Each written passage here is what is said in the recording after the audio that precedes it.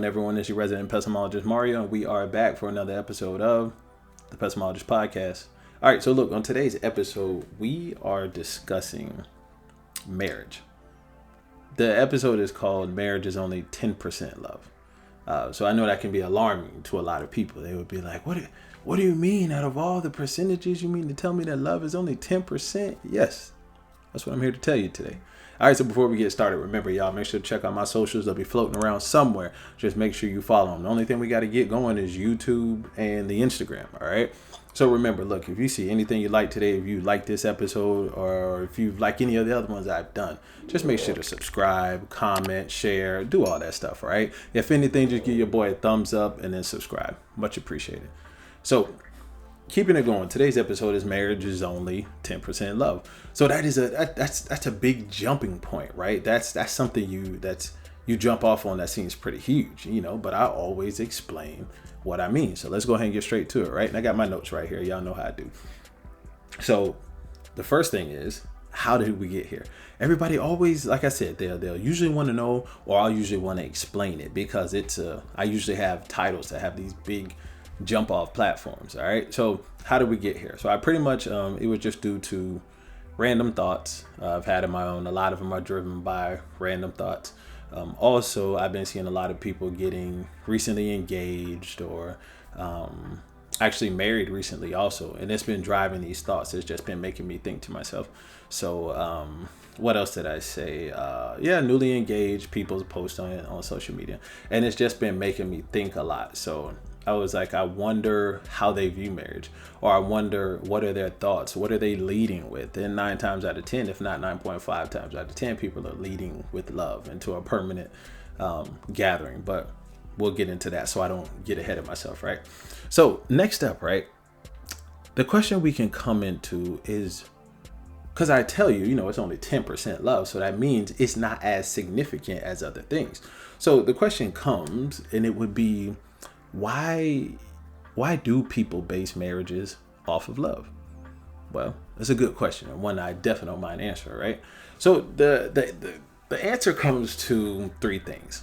I think it's mixed with a little bit of that's how it's portrayed in the media. Also, love is a hallucinogen. Sounds crazy, right? We'll get into it. Ignorance. I think it's a little bit of all of those. So to get straight to it, right? Why do people base marriages off of love? I said that's how it's portrayed in the media. It's very true. If you think about TVs, you think about movies, you think about social media posts, everything about marriage is surrounded by hearts, and it has very heavy love overtones. I feel we're doing better in this generation by focusing on other things, by focusing on better, more progressive things that we should be focusing on. 100%, I do believe that we are there now. However, there is a huge portion of us that still live in la la land that want to, focus on love, who want to lead with love and believe love is the end all be all. Anyway, so that's where a lot of it comes from. And then also the hearsay, right? So you talk to people who don't have experience in marriage, or you talk to somebody who led the wrong way in a marriage, and it's going to, they'll tell you, if you don't love them, if he or she doesn't do this to show they love you, blah, blah, blah, blah, blah, you'll find yourself in a situation quick. So also, love is a hallucinogen, right? So when I said that, somebody was like, whoa, love is a hallucinogen? What is he talking about? Let me explain it. You ever heard the term, or you ever heard a situation, or you can even see in these same movies that people hold to the gospel, right? They'd be like, man, I can't believe I did that. I don't know why I would do something like that. Or, I love them so much. I just, bink. Love, for one, love is not universally defined. So like I told you, like I've said all the time, if you listen to the podcast, love is this cocktail of an emotion. It is not universally defined, therefore it isn't. Like, it isn't really. It's whatever it is to you, which could be anything. You can love somebody because they wear black clothing all the time. You see what I'm saying? So it's this volatile cocktail of an emotion that people like put so much stake into. You understand what I'm saying? So it therefore, being how it's so volatile, it's able to make you do things that, like I said, you never thought you would do, right? because you just believe in it so much, right? And in doing so, it can lead you astray.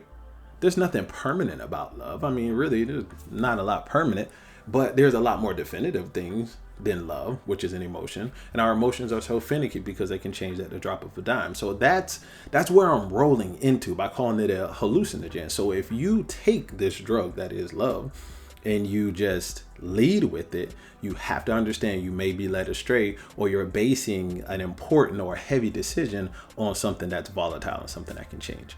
Lastly is ignorance. You have the blind leading the blind. You have people who have never been married before giving marriage advice, which is crazy. And a lot of times somebody who have been in a couple marriages still find themselves giving advice when sometimes they may not be qualified because they could be the problem why they have been married a couple times. So just to throw that out there. So with that, right, we tell you, why do people lead with the love when it comes to marriages? So it leads me to the next section where I want to discuss what should marriages be based on, right? Because I'm telling you right now, why do people base it off love? So that must mean I'm telling you, if you base it off love, you're wrong. So the question comes in, what should you base it off, Mario? It's a great question. All right. So if I had to sum it up into one word, marriages should be based off of functionality. Yes. Your marriage should function and be focused on characteristics that will help it function. Love is volatile. Love constantly changes because it's swayed. Because it is swayed by certain aspects. Like, it is swayed by emotions. If I'm in a good mood with you, or if you've done something to upset me, the love is affected. But functionality traits that I'm going to say have to stay constant. All right. So functionality, let's break that down, right? So here we go. Chemistry. Sounds basic, right? Okay. Let's keep going. Financial sense. Oh, now we're getting mature. Problem resolution skills. Ooh. Future planning. Parenting styles. I stopped right there because I want you to understand that what I'm talking about, look at the differences, right? And I don't want to jump ahead of my material, but look at the things I just named. Let's go ahead and talk about those again. Chemistry, financial sense, problem resolution skills, future planning, parenting styles. All of those are high level, mature characteristics of functionality that we should be focusing on, right? Like, look at that, like chemistry. You can gain your chemistry by getting these things together. That getting along when you first meet somebody, you laugh, they got the same color as me, or we got the same favorite color, yada yada. That's not chemistry.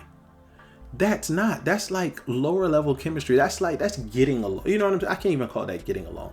That's having things in common. That's not chemistry. Chemistry is a lot more scientific than that. Think about it. Have you ever gone to a chemistry class and it was easy?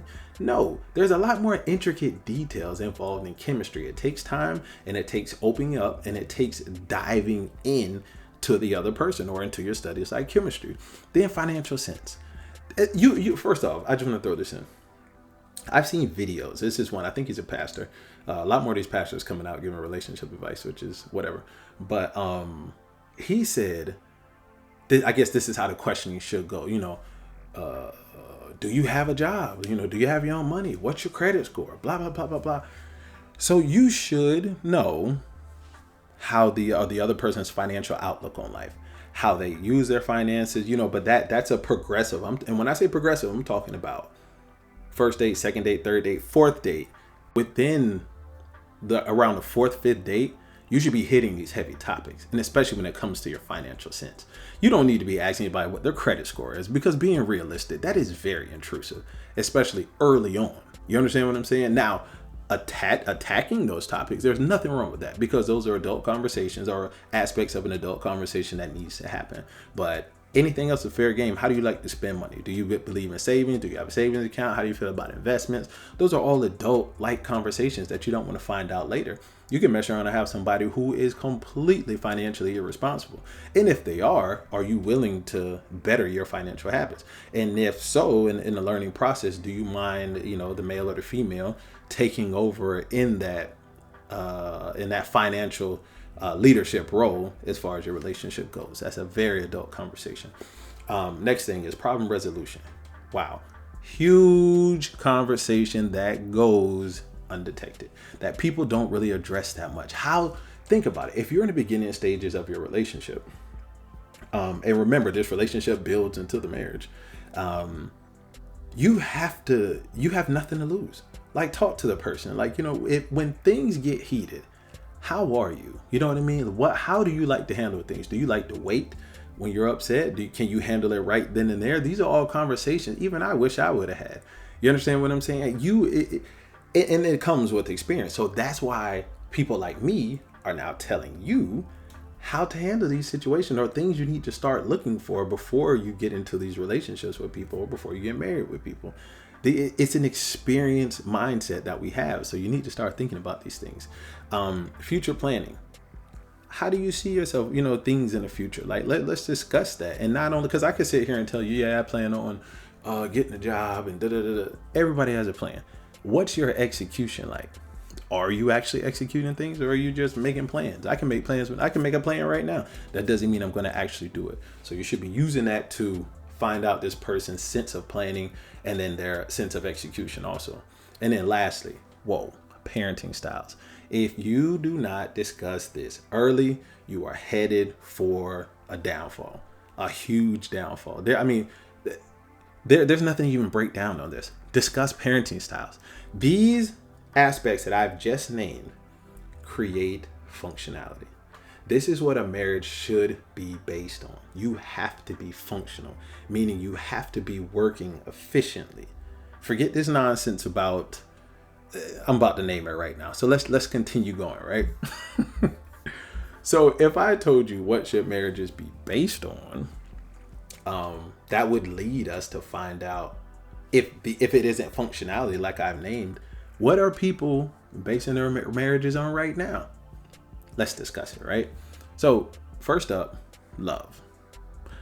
Again, love is the most volatile emotion there is.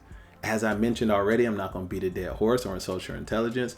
Love can sway at any point in time. If you have a marriage is supposed to be permanent. The goal of a marriage is to get married one time. Does it happen like that? No, I'm in my second. You all know that. The goal of a marriage is to get married one time. So that means you need to be trying to do the best you can, right? And the best you can is not basing it off an emotion that can change. I'm talking about with kids being involved, stress being involved, all these things. If you base getting married or your marriage on something that can change and an emotion that isn't, or that is easily swayed, you're headed for a downfall. But again, this is the first thing people base their marriage off of. It's love. Do I love them? Yep, that's a good reason to get married. Not completely. Next one right here is trust, right? This is what I wrote. Trust is situational. It's dependent on the bearer and doesn't always require infidelity to be faltered. Let me say that again. Trust is situational, dependent, and is also dependent on the bearer and doesn't always require infidelity to be faltered. Let me finish, right? It can be triggered by insecurities or past traumas or inexperience. That is heavy, right? So so far we got love and trust, right? You're telling you, ask anybody, ask them. You're going to hear these. And if it isn't, you're going to hear a lot of characteristics that are similar, right? So it says trust. Trust is very situational. What if you ran into somebody who's had a bad situation prior to you? What if? Look what situation you're in. You understand what I'm saying? That's what I'm saying. You can be a very loyal person, and it doesn't require you to, to be out there cheating or slipping or doing, things that could trigger the other person. They could just be triggered from past traumas. And I also put an experience in there. If they've never been in a serious relationship or been with a man or a woman who moves the way you do, which is legit, it may throw them off. Nah, he's too good, or she's too good. And you might mess around and look in that person's phone or something, and they might catch you. And then now you got yourself a situation. So again, what do people base their marriages on right now? Love, trust. Let's go to the third. Love languages. Oh man, look, it sounds great. And to be honest with you, I believe there are some good pieces to the whole love language to understand how this person receives love. Like I get that, right? But here's the thing. This is what I wrote. Love languages are cool and all, but without genuine understanding and delivery, let me finish. Without genuine understanding and delivery, they can be reluctantly acted upon. Listen, just because you tell me how you receive love doesn't mean I am genuinely portraying it to you. That just means you're pretty much telling me, hey, if you want me to feel loved, you want me to feel appreciated, you want me this is how you have to do it. That person has to genuinely want to do it. That person has to genuinely feel compelled to do it. What does that mean? If you have other problems in a relationship and that person, you know what I mean? Like, because a lot of times we internalize things. We don't necessarily, just as soon as we feel it, want to go out and, hit you with it. We want to try and fix it ourselves or, kind of drop hints to you or help get you together. But if I have an internal issue with you that you are not addressing, it's going to affect my want to impact the way you receive love. Because if I don't feel, appreciated, loved, and respected, overall, men want to feel respected. If I do not feel respected, I no longer care about how you receive love, or I don't care with the same fervor that I had before. You understand what I'm saying? So again, we're not basing anything off functionality right now. None of these are functional. They're situational. So that's our biggest problem right now. So we got love, trust, love languages where we don't have we have a very shaky foundation. Here's the other thing. One person's financial status. That is crazy. You know what I'm saying? Remember when people meet, women like financial stability, right? So when they meet, a lot of times a woman isn't scared to ask, or she will, kind of make inferences on, a man's presentation or what he drives or whatever it is. You understand what I'm saying? So what did I write for that? Dependent on the So the reason why it's not good, or why it's not a good trait to, focus on in a marriage, right? Because it's dependent on the relationship and the person making the greater salary. Maybe that person doesn't believe in, if it's the man, maybe that man doesn't believe in his woman just sitting back doing anything. So now his finances could eventually, even if he blesses you in the beginning, right? Maybe when y'all start getting down the line, he starts feeling differently about that. And now you got a situation. What if he don't want to bless you like that no more? What if he wants things to change because he wants you to now to go out and get something? Now you got a situation. You understand what I'm saying? Also, what did I put? It's depending on the relationship. Yeah, what if the relationship starts heading down? Guess what? Bro, he out of anger, bro could not want to bless you anymore. Or if he's a, stand-up guy, whatever you want to call it, he could still want to provide you with something on the way out, but it's not going to be what it used to. Anyway, money creates problems. You got to do better. Money creates problems. Last thing, right? So what do we have? Love, trust, love languages, and one person's financial status, because that's always, 6-figure. Anyway, so the last thing is compatibility. They're like, damn, Mario, that sounds like a legit characteristic. Like, you shouldn't put that on this list. No, because listen, compatibility only lives in a happy ecosystem. Listen, compatibility only lives in a happy ecosystem. It cannot thrive within turmoil, or it is tested during turmoil if it never has been. So that's what I'm saying. You're compatible as long as you're fine. If your problem resolution skills aren't in the same book, same page at least, when it's time and you have a problem, you're not going to be compatible. You're not. So this is what I'm saying. This love, trust, love languages, one person financial status, and compatibility are all shaky foundations. There's no functionality in there. So this is why I say you need to focus on more functional characteristics like chemistry, financial sense, problem resolution skills, future planning, and parenting styles. All right, so let's compare this before we move forward. Listen to it again. Chemistry, financial sense, problem resolution skills, future planning, parenting styles. Now let's look at what it's based on today. Love, trust, love languages, one person's financial status, compatibility. You can't even compare. So another question, right? Because usually always somebody talking while my episode is going, right? And they're in the back there, Mario, da, da, da, da, da. So one thing that could come up is love not important, being how it's only 10%? Like that's what people would say, right? So in my response, and a lot of times I write what I want to say because I want the message to be portrayed exactly, or to portrayed exactly the way I thought it, right? So listen, to answer that question, is love not important being how it's only 10%? This is what I said. Love is to marriage as lubrication is to a joint. Listen to me. It's going to be there sometimes shorter than other marriages. And I'm talking about, that lubrication on the joint. Sometimes it's going to be there, sometimes shorter than other situations with people. However, sometimes it's gone and you need to take measures to cure that ailment. Meaning when that lubrication is gone, or meaning when that love is gone out of that relationship, there are times when you have to do extra things to get it back. That could be therapy. That could be, you all having more conversations. Anyway, you have to take an extra effort to get it fixed.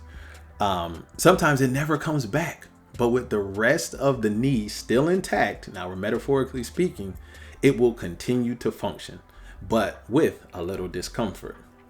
Some people realize pain comes with time. Some people can't and would rather not walk at all and buy a seated scooter. Right? So I don't want to keep repeating myself, but I want to read it again all the way through so you can kind of see what I'm saying, and we'll talk about it afterwards.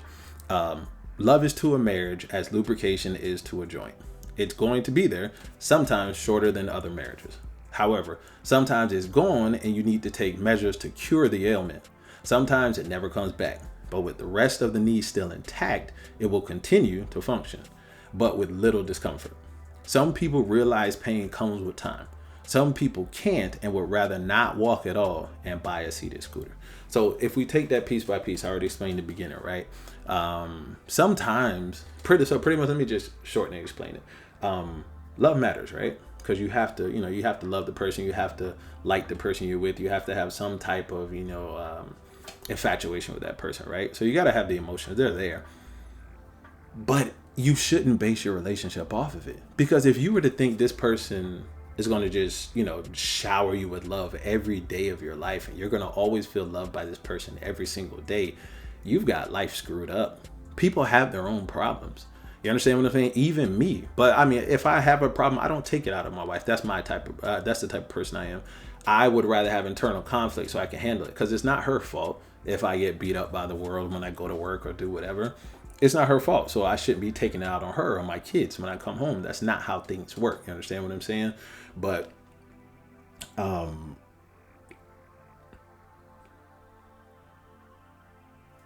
if I base only a certain percentage of it, the times we don't get along, I'm able to look at how functional we are. You understand what I'm saying? So now I can look, and I'm no longer looking back on a love situation I can leave. I honestly believe a lot of times when a level-headed person stays, I think it's a little bit of that hallucinogen of the emotion side from the love, but I think the other part of it looks and they're like, man, look how functional we are. Like, you know what I'm saying? She, you know what I mean? We get along. The way we run the house is perfect. The kids like her structure or like his structure. Just all of these things, they look back at that. And then now you're not comparing love, because you can fall in love with almost anybody, right? But not everybody is functional.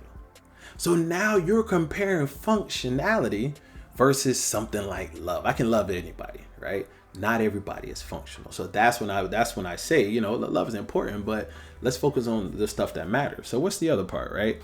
As I already said, some people have to take measures, you know what I'm saying, to fix that ailment. Like if you lose the lubrication in the joint, you want to do something to get it back, right? So that's where marriage counseling and things of that nature come in. Sometimes it never comes back, but with the rest of the knee intact, it will continue to function. Sometimes you never love the person the same way you did before. You don't, but guess what? Without that lubrication, your knee will still work. It's going to give you some pain, but remember, some people realize pain comes with time. Some people don't. Those are the people who give up and don't realize that marriage is 90% work and functionality. That's what people don't get. Or that's the way it should be. 10% love and 90% of the work. You know what I'm saying? That's where in functionality, that's where it comes in. You can get all your enjoyment from the compatibility, and I mean not from the compatibility, but you can get 90% of that from the maintenance and the functionality of achieving a wholesome, gathering. That's where you get your happiness from, because you look at your house. Look how everything runs. You know what I mean? Look at your family. Look at how you live. Look at how you all interact with each other. Functionality creates happiness. Love is situational. Very situational. You understand what I'm saying? What's the last part? Yeah, like I already said, some people who cannot handle the work, they are the people who go out there and buy a scooter. They can walk. They can walk. The lubrication is just going, so you got a little pain. But they don't want to deal with the pain. They would rather do what? Buy a scooter and walk. And that's exactly what I mean by that, to show the importance. Love matters, but it shouldn't be enough to just throw the whole knee away because the lubrication in the joint is gone. So I hope that makes sense. So a lot of people would think like, man, he doesn't value love at all. Like, what is love to Mario? And again, that's a good question, right? So I wrote it because I want to make sure I explain it properly. So love is an emotion that is based upon tolerance, understanding, and a little bit of denial and hope. So it's 100%. I'm going to finish reading, right? So again, love is an emotion that is based upon tolerance, understanding, and a little bit of denial and hope. Its purpose is to help you see the greater side of someone in spite of their shortcomings. Best way I can explain it. That is the most down to earth, real definition of love you're ever going to hear. All right. So let's break that down and keep going. So love is an emotion that is based upon tolerance. Yes, it is, because love is not easy, right? So the idea of love is you're supposed to just be infatuated with this person all the time, right? You know, when people hear love, you see the hard eyes and all the love stuff, right? Well, you're not going to like this person all the time. So you have to be able to tolerate them at their worst. Let's keep it going. Understanding. I don't even gotta break that down. Understanding involves you compromising a bit of how you feel in order to understand someone else. It's so easy for me to express and to understand how I feel in the situation. It's not with someone else. Why? Because you have to compromise a little bit of yours. Keep it going, right? A little bit of denial and hope. 100%, right? You're going to be in denial. I'm telling you, for you to believe that someone isn't who they show you, when the times get tough, you have to be in denial. Because if you accept it, right? If you just straight, every time we get in an argument, this is how you are, nah, people would leave, because that's what it should be, right? If somebody consistently does something you don't like, that's torture for you to stay there. You have to be in a little bit of denial and hope that this isn't truly who they are. It's just a mean streak. Keep the ball rolling, right?